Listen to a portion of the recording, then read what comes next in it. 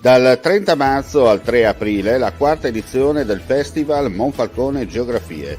5 giorni e una notte con incontri, lezioni, passeggiate e tante iniziative per comunicare il valore della geografia, per indagare luoghi di oggi e luoghi della storia, paesaggi fisici e dell'anima.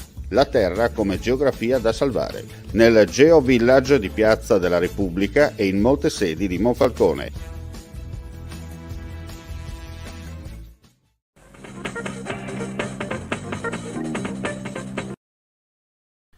Dopo settimane di appostamenti e pedinamenti, sabato pomeriggio il blitz che ha permesso alla Guardia di Finanza di intercettare e sequestrare tra Cervignano e Bagnari Arsa quasi un quintale di droga, tutta cocaina, e di arrestare 2 delle 3 persone che la stavano trasportando a bordo di un furgone fermati nella campagna di Bagnaria all'interno della boscaglia di un vecchio capanno dove gli occhi indiscreti non facevano da capolino.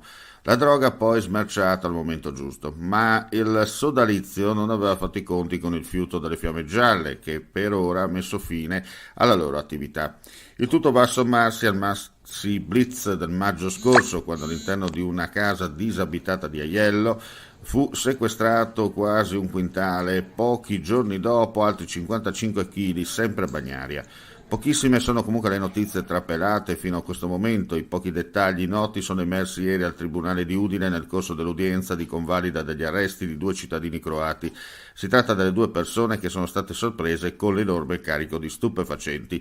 Le indagini proseguono per risalire al canale di approvvigionamento del traffico di droga.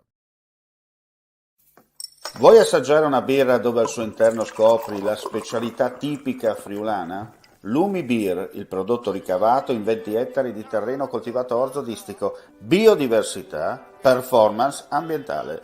Lumi Beer nelle sue 5 versioni disponibili, 4 per consumo veloce e dissetante e la versione Magnum per intenditori. Lumi Beer si abbina a qualsiasi palato. Lumi Beer è un prodotto esclusivo Azienda Agricola Pancera, il buon seme, i buoni frutti.